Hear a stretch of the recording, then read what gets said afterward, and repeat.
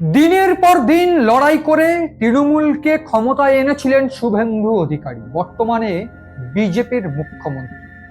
আর একজন দিনের পর দিন সেই দলটায় ঔদ্ধত্য দেখিয়ে গেছেন, সেই দলটার সেকেন্ড ইন কমান্ড হয়ে বসেছেন। উড়ে এসে ঔদ্ধত্য দেখিয়েছেন সাধারণ মানুষের সঙ্গে। আজ সাধারণ মানুষ এক ধাক্কায় তার ঔদ্ধত্য নামিয়ে দিল।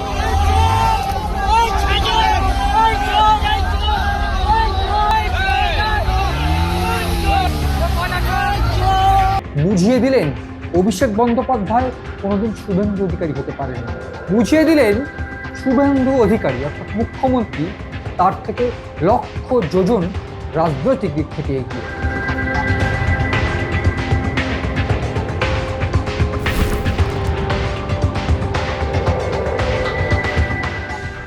সিএন ডিজিটাল আপনাদের স্বাগত। আপনারা দেখছেন বাংলার ব্যালট যুদ্ধ, আর আমি আপনাদের সঙ্গে রয়েছি মণি ভট্টাচার্য।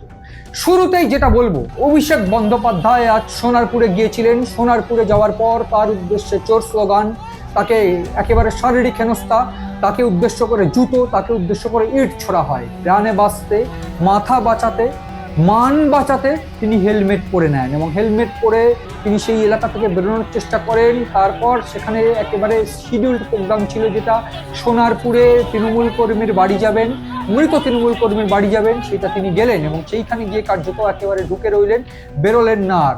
এবং রীতিমতো তারপর একেবারে পুলিশ এসে তাকে বার করলো, একেবারে কেন্দ্রীয় বাহিনী এসে তাকে উদ্ধার করলো। এই গোটা ঘটনায় আমরা দেখেছি যে একেবারে ধাপে ধাপে অভিষেক বন্দ্যোপাধ্যায়কে ঘিরে চোর স্লোগান, অভিষেক বন্দ্যোপাধ্যায়কে শারীরিক হেনস্থার চেষ্টা।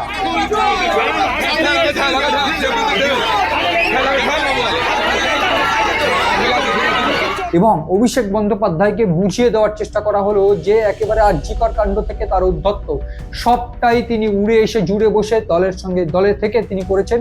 এবং সাধারণ মানুষ যে চূড়ান্ত পরিমাণে ক্ষিপ্ত, চূড়ান্ত পরিমাণে একেবারে বলা ভালো অশান্ত, এইটা তিনি একেবারে তিনি পরিষ্কার করে বুঝে গেলেন আজ।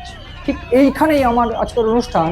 আমি অনুষ্ঠানটা এই কারণেই করছি, আমার ঠিক মনে হলো যে এটা বলা দরকার, এটা বলতে হবে। তার কারণ তাকে বুঝতে হবে যে এতদিন ধরে তিনি কি করেছেন।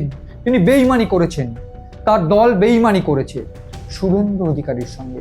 এক্স্যাক্টলি আমি যদি বলি তাহলে বলবো শুভেন্দু অধিকারী, মুখ্যমন্ত্রী শুভেন্দু অধিকারী এই মুহূর্তে বিজেপির রাজ্যের প্রথম বিজেপির মুখ্যমন্ত্রী।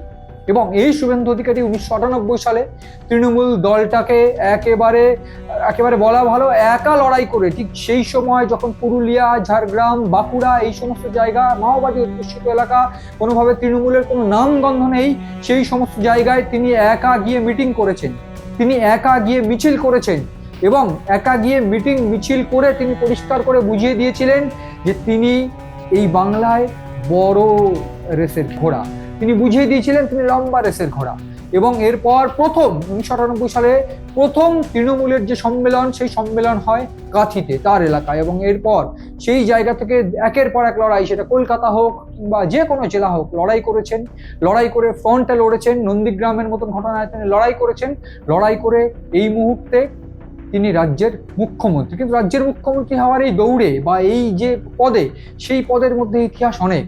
আমরা দেখেছিলাম 2014 সালের পর কিভাবে তাকে একঘরে করে দেওয়ার চেষ্টা করা হয়েছিল। এই দল অর্থাৎ তৃণমূল তার সঙ্গে বেইমানি করেছিল এবং সেই জায়গা অভিষেক বন্দ্যোপাধ্যায়কে বসানো হয়েছিল। যে জায়গাটা পাওয়ার কথা ছিল শুভেন্দু অধিকারীর, যে জায়গাটায় থাকার কথা ছিল শুভেন্দু অধিকারীর, এই একনায়কতন্ত্র দলে তাকে একেবারে একঘরে করে দেওয়া হয়েছিল।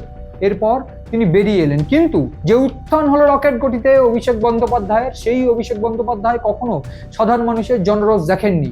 যে জনরোষ আমরা দেখেছি সুকান্ত মজুমদার কেন্দ্রীয় মন্ত্রী, তাকে ঘিরে, যে জনরোষ বর্তমান মুখ্যমন্ত্রী তৎকালীন বিরোধী দলনেতা শুভেন্দু অধিকারীকে ঘিরে, তার গাড়ির উপর ইট বৃষ্টি, তার কনভয় হামলা, তার উপর চড়াও হওয়া, একেবারে কেন্দ্রীয় মন্ত্রী বা বলা বলা সাংসদ খগেন মুর্মুর উপরে চড়াও হওয়া, আমরা এই ক্ষেত্রে বারবার করে জেপি নাড্ডা অর্থাৎ রাজ্য একেবারে বলা ভালো গোটা দেশের বিজেপির অন্যতম নেতা, এই জেপি নাড্ডা এই মুহূর্তে কেন্দ্রীয় মন্ত্রী, তার বাড়ির তার কনভয়ের উপর হামলা, সেই চিত্রগুলো পশ্চিমবঙ্গে এতদিন নর্মাল ছিল। সেই চিত্রগুলো দেখে আমরা দেখেছি যে এই বারবার করে এই মানুষের উপর হামলায় যে বিষয়টা ফেস হয়েছে এবং সাধারণ মানুষ, তারা নাকি এটা নাকি সাধারণ জনরোষ, সাধারণ মানুষ হামলা করেছে, সাধারণ মানুষ ক্ষিপ্ত হয়েছে।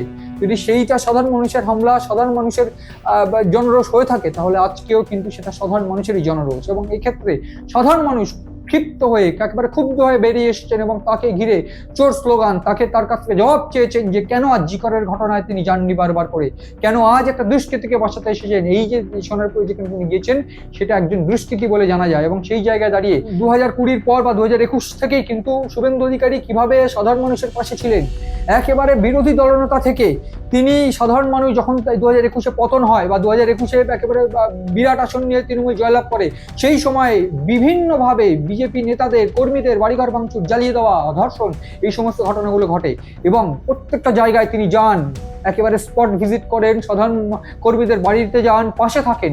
এবং সেই শুভেন্দু অধিকারী, সেই বিরোধী দলনেতাই কিন্তু একেবারে এই মুহূর্তে একেবারে মুখ্যমন্ত্রী, এবং তার নয়, শুধু তাই নয়, একেবারে বিজেপির একটা অন্যতম মুখ গোটা দেশ জুড়ে। এই শুভেন্দু অধিকারী, মুখ্যমন্ত্রী শুভেন্দু অধিকারী, তার সঙ্গে যে অভিষেক বন্দ্যোপাধ্যায়ের কতটা ফারাক সেইটা আজ বুঝিয়ে দিলেন সাধারণ মানুষ। কেন আমরা যদি দেখি সেক্ষেত্রে দেখবো যে বিরোধী দলনেতা যখন হয়েছেন তার আগে থেকে, যখন তৃণমূলের তার উত্থান, তৃণমূলের উত্থান, এবং তারপর 2014-15 সাল থেকে একঘরে করা হয় এই শুভেন্দু অধিকারীকে, এবং শুধু একটা সামান্য মন্ত্রী হিসাবে তাকে করে রাখা হয়। এবং এই জায়গায় দাঁড়িয়ে দলের সেকেন্ড ইন কমান্ড হয়ে বসেন অভিষেক বন্দ্যোপাধ্যায়, যার রাজনৈতিক কোনো ইতিহাস নেই, যিনি মাঠে ঘাটে লড়াই করেননি, যিনি মাঠে নামেননি, যিনি কোনোভাবে সাধারণ মানুষের কাছে যাননি। সেই অভিষেক বন্দ্যোপাধ্যায়ের গাড়ির বহর, সেই অভিষেক বন্দ্যোপাধ্যায়ের সিকিউরিটির বহর তার কাছে অব্দি পৌঁছানো যেত না, তার সঙ্গে যোগাযোগ করা যেত না, সাধারণ মানুষের সাথে পেতেন না। সেই জায়গায় সেই পদ, সেই ক্ষমতা সব কিছু ছুঁড়ে মেরে একেবারে বিরোধী দলনেতা হয়ে সাধারণ মানুষের পাশে দাঁড়িয়ে, সাধারণ মানুষ যখন আক্রান্ত, যখন বিজেপি কর্মীরা আক্রান্ত 2021 তাদের পাশে থেকে তিনি লড়াই করে 2026 বিজেপিকে গোটা রাজ্যে এনেছেন, পদ্ম ফুটিয়েছেন বাংলায়। সেই সাধারণ মানুষই আজ বুঝিয়ে দিলেন অভিষেক বন্দ্যোপাধ্যায়কে। অভিষেক বন্দ্যোপাধ্যায়ের এই যে কালচার, যে রাজনীতি তিনি করে এসেছেন, কখনো এইরকম ঘটনা, আজ সোনারপুরের মতন ঘটনা তাকে ফেস করতে হয়নি। শুভেন্দু অধিকারী একাধিকবার এই ঘটনা ফেস করেছেন, এবং সেইখানেই প্রমাণ হয়ে যাচ্ছে যে এই গোটা রাজ্যে রাজনৈতিকভাবে শুভেন্দু অধিকারী অভিষেক বন্দ্যোপাধ্যায় থেকে একেবারে লক্ষ লক্ষ যোজনে গিয়ে, এবং ঠিক এইটাই অভিষেক বন্দ্যোপাধ্যায়ের বোঝা উচিত ছিল।